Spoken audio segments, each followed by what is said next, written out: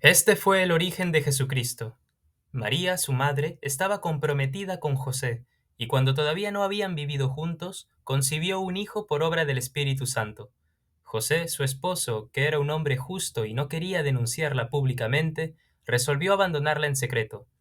Mientras pensaba en esto, el ángel del Señor se le apareció en sueños y le dijo: José, hijo de David, no temas recibir a María tu esposa, porque lo que ha sido engendrado en ella proviene del Espíritu Santo. Ella dará a luz un hijo, a quien pondrás el nombre de Jesús, porque él salvará a su pueblo de todos sus pecados. Todo esto sucedió para que se cumpliera lo que el Señor había anunciado por el profeta: la Virgen concebirá y dará a luz un hijo, a quien pondrán el nombre de Emanuel, que traducido significa Dios con nosotros. Al despertar, José hizo lo que el ángel del Señor le había ordenado: llevó a María a su casa.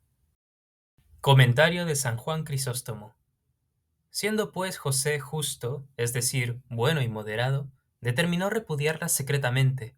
El evangelista cuenta lo que aconteció antes de conocerse la verdad para que no niegues tu fe a lo que pasó después de conocida.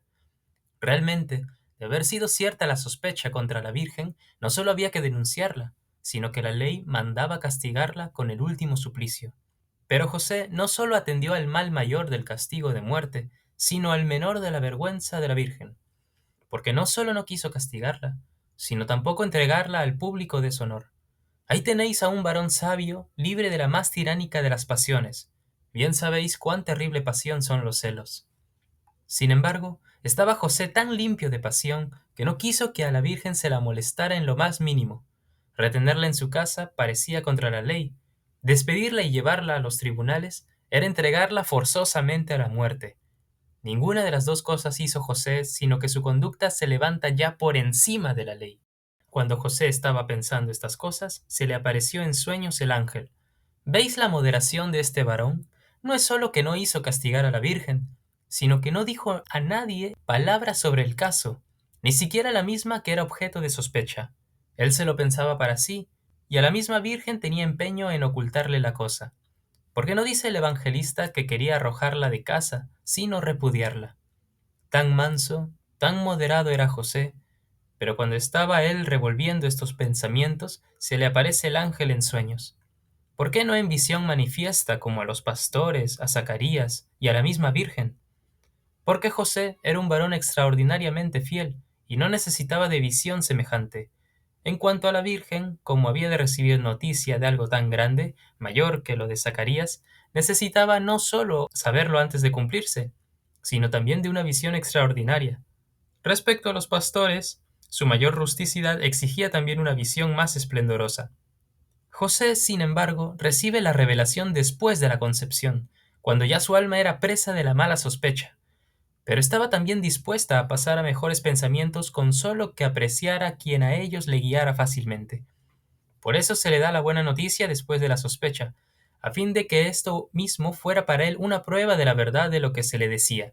En efecto, el hecho de no haber dicho él nada a nadie sobre el caso, sino haberlo solo pensado dentro de su alma y oír luego cómo de ello le hablaba el ángel, constituía para José un signo indubitable que había venido a hablarle de parte de Dios, pues de solo Dios es conocer los secretos del corazón. Comentario de San Juan Crisóstomo. Comentario del Papa Francisco. En este cuarto domingo de Adviento, el Evangelio nos relata los hechos que precedieron el nacimiento de Jesús, y el evangelista Mateo los presenta desde el punto de vista de San José, el prometido esposo de la Virgen María. José y María vivían en Nazaret. Aún no vivían juntos, porque el matrimonio no se había realizado todavía.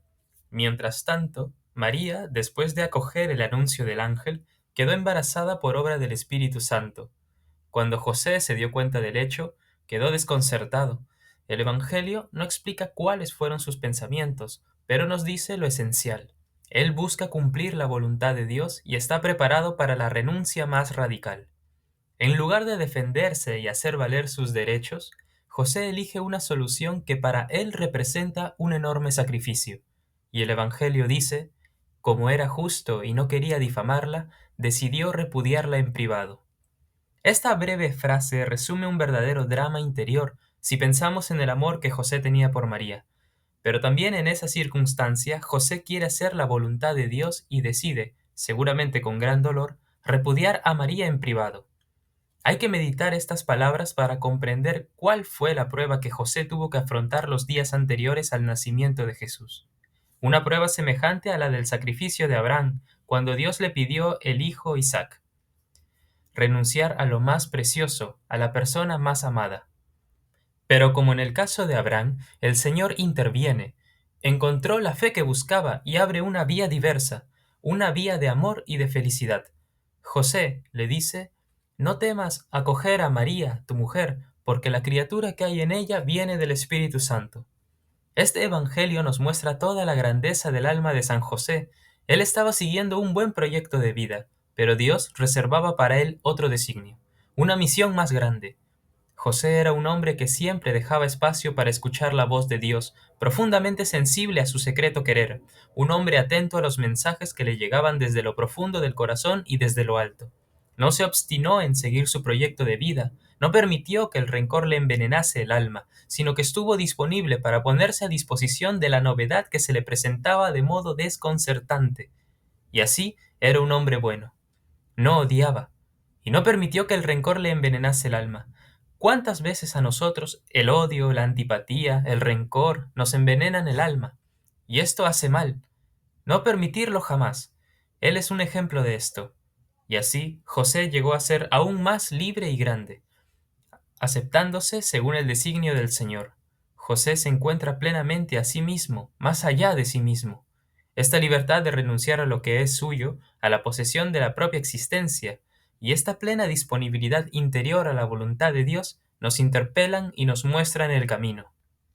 Nos disponemos entonces a celebrar la Navidad contemplando a María y a José.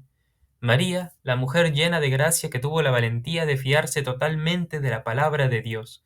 José, el hombre fiel y justo que prefirió creer al Señor en lugar de escuchar las voces de la duda y del orgullo humano. Con ellos caminamos juntos hacia Belén. Comentario del Papa Francisco.